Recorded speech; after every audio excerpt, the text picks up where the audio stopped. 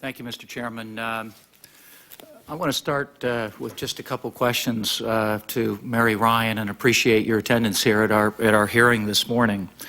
Certainly, it seems that there are a couple consistent themes from the post 9/11 analysis of the attacks on our country on September the 11th, 2001, that both the Joint Inquiry of Congress and the 9/11 Commission today have concluded that the consular affairs offices and our INS border were not integral parts of the strategy and included in the key meetings to fight the war on terrorism prior to 9/11. Would you agree with that?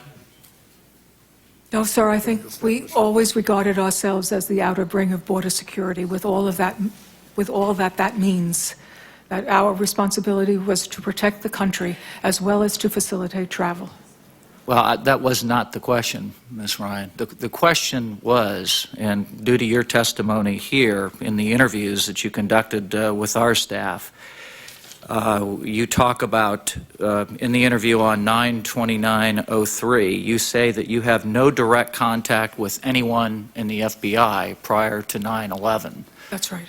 Now, that seems to me that you were not integrally part of the national security apparatus to catch and detain terrorists that may be coming into our country, especially as our system, as you've noted in your testimony, has resource problems, has problems with contacts with the FBI, has problems communicating or not communicating through stovepipes, yet Al-Qaeda makes travel one of their highest priorities, maybe even higher than financing. So there doesn't seem to me to be the commensurate allocation of emphasis between our government adjusting to what Al-Qaeda is just about to do or planning to do throughout the 1990s and our response. Now, you say that we had no knowledge that any of the 19 terrorists we had information on them. How do we expect to have information on them if you have no contact with the FBI?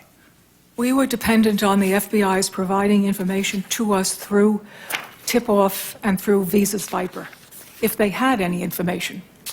And how would you characterize their ability to provide that information to the tip-off program prior to 9/11? I thought prior to 9/11 that they had the capability and that they knew about people who meant us harm. I learned after September 11th that they didn't have information and that they didn't know about people who mean us harm. Would it surprise you, Ms. Ryan, to learn that there were more people in 2001 recommended for the tip-off list from the press and from a foreign government than from the FBI? Yes, it would surprise me. It would surprise you. Would it surprise you, according to our staff, that the FBI did not have a written policy on the tip-off program for recommending people to that list prior to 9/11? When we set up the Visa's Viper program in 1993, we wanted the information that was developed at Post to be given to us at Post for inclusion in our system. And both the intelligence and law enforcement agencies were very reluctant to give us the information at Post because consular sections are unclassified environments, and they were concerned about protection of sources and methods. They said that they were comfortable with providing the information through the Intelligence and Research Bureau, and which would then put it into tip-off. I believed them. Okay, well, you believe them, but in an interview with the 9/11 Commission staff, you say that you were outraged when you learned that government agencies knew things, that two hijackers had this information, and it was never passed on to the tip-off program until they already had their visas. Now, outraged seems to me not gravely disappointed, not very upset.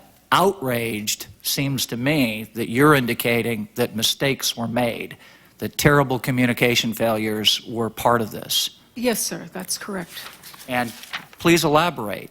We need to fix this problem as well. And from your further interviews with the 9/11 Commission, with your further interviews with the 9/11 Commission staff, you go on to say that you don't think that this problem has been solved in subsequent meetings post 9/11 with the FBI. Shortly after September 11th, my senior staff and I met with the senior staff and the DCI, Mr. Tennant. And at that meeting, we were told that the CIA had passed information on 2 of the terrorists to the FBI in January of 2000. Ms. Ryan, is this the meeting with George Tenet, Cofer Black, George Lannon, Ken Duncan, Wayne Griffith? Yes, and sir. others? Okay, thank you. It was at that meeting that we learned that there was information in the hands of parts of our government on 2 of the terrorists that was never given to the Bureau of Consular Affairs, never given to INR, to the Bureau of Intelligence and Research, for inclusion into tip-off. So yes, I was outraged. I was furious. I'm still angry about it.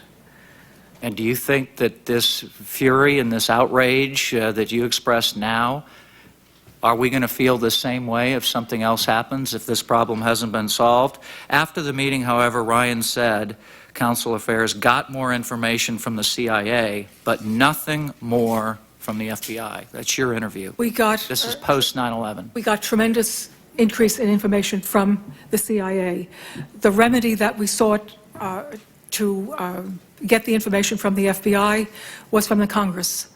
And included in the Patriot Act was the requirement that the FBI give us all of their NCIC-3 information.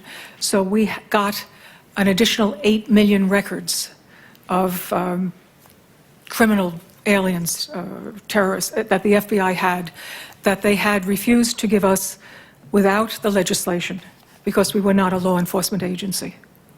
So finally, Ms. Ryan, how would you categorize the pre-9/11 relationship and exchange of information that you had with the FBI? It was not sufficient. Enough to make you furious and outraged after 9/11? Yes, sir. And how would you categorize the communication that you had with the CIA pre-9/11?